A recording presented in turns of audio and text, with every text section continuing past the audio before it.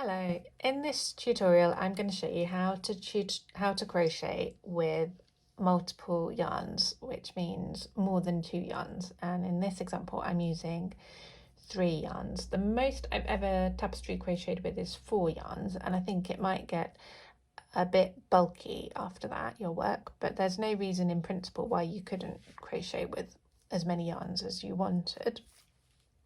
In this example I've got 3 yarns, and I'm going to give you some tips that I use to make sure that when you're using this many yarns at the same time that your yarns don't get in a horrible tangle, which could be very frustrating.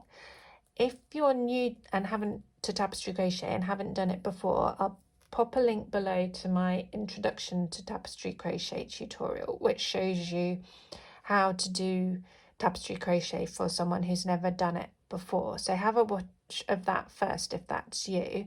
If you already know how to do tapestry crochet though, and you would just like some tips about how to avoid your yarns getting tangled when you're crocheting with 3 or more yarns, then this tutorial is for you because that's what it's all about. So in this sample, as you can see, I'm using 3 yarns, grey, green and blue, and I'm just making up the tapestry crochet pattern as I go.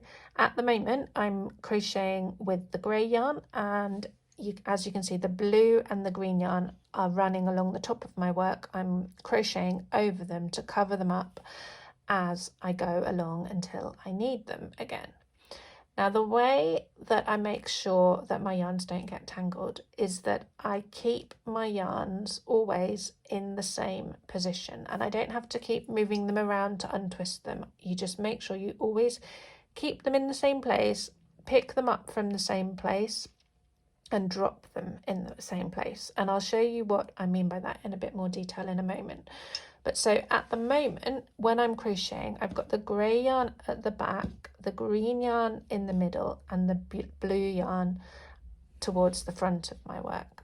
So I'm going to do one more stitch in grey, and then I'm going to switch to green and show you how I do that.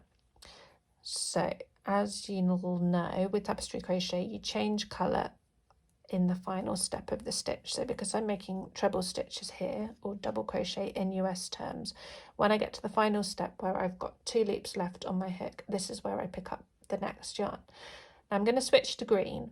So I need to make sure that when I pick up the green yarn, I do it, because green yarn is my middle yarn, from between the grey and the blue. So I pick up the green yarn so it comes up between those 2 yarns, and pick it up and pull it through, ready to make the next stitches. Then I've got blue and grey running along the top of my work, and I've got the green yarn up here, free, not tangled with anything, not being held underneath anything. So I'm going to make 3 stitches in green and then change to blue. 1, 2,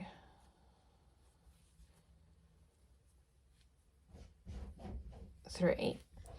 Now I'm going to switch to blue. So blue is my front yarn, so I'm going to hold the blue yarn towards the front of my work and pick it up in front of the other 2 stitches. That way it doesn't get tangled in with the grey or the green yarn at all. Then I'm going to make 3 stitches in blue and switch to grey. 1, 2, 3. And the other point to this technique is that when you drop the yarn, you should always drop it back to where it should be. So in this case, blue is my front yarn, so I'm dropping it to the front, and then I'm reaching behind to pick up the grey. Grey is my back yarn, so I'm reaching behind to pick up the grey yarn from behind the others. Now sometimes when you're crocheting over the stitches, they can appear to get twisted, but I'm not going to pick up the grey yarn like that, because then it's caught under the green. I'm going to make sure that I pick it up behind the green yarn like that. So as you pull it through, it will untwist itself, and you just have to have faith that if you do it like that, it won't be twisted underneath your stitches. And then the grey yarn is free and the green and the blue yarns continue along like this. So I'll do 3 more stitches in grey, and then I'm switching back to green for the last stitch of the row. So 3 stitches in grey, drop it towards the back, and then pick up the green yarn from between the other 2, because green is my middle yarn. Pull it through the 2 loops on my hook and make the final stitch, which goes into the top of the chains that I made to start this row. Make the final stitch in green. Ooh, like that. And then to carry all the yarns up to the next row, I pull all of them through the last 2 loops on the hook in the final stitch. So I've got them all on, and then I just start with whichever colour I'm making the first stitch of the next row, which in this case is grey, green, it'll be blue, won't it? So I start by making the chains in blue, and then change to the next colour, which will be green in the final one. So it can get a bit bulky at the end of the rows when you're using lots of different colours, but normally when you're making a project you will add a border to it around the edges, so all of this bulkiness at the edges of the rows gets covered up. So I'm doing 3 stitches in green, and then I'm switching back to grey. So green is my middle yarn. I drop it between the blue and the grey yarns, which as you can see have got a tiny bit twisted, but I just gently untwist them and then pick up the grey behind the other 2 yarns, and then continue making 3 stitches in grey for this pattern. It looks a bit messy on this side because I haven't sewn in any ends yet, so I've got these ends here from when I introduced those colours for the first time. So I'm going to change colour again now, so I'm dropping my grey back to the back of the work and I'm switching to blue, which is at the front. So I'm just going to pick up the blue yarn and make 3 stitches in blue. 1,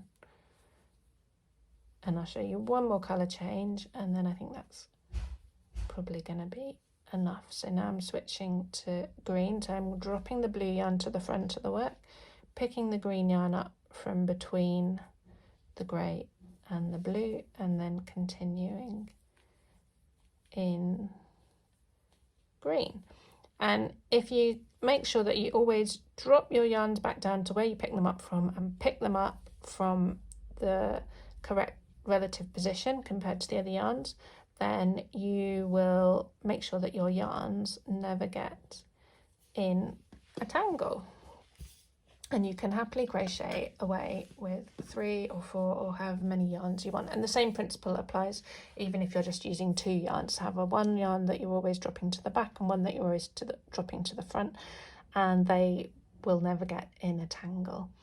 I hope you found this tutorial useful. Please feel free to go back and watch it as many times as you want. And it's one of those techniques where it's probably best to actually do it yourself to actually get a feel for it and realise that it does really work and it does stop your yarns from tangling.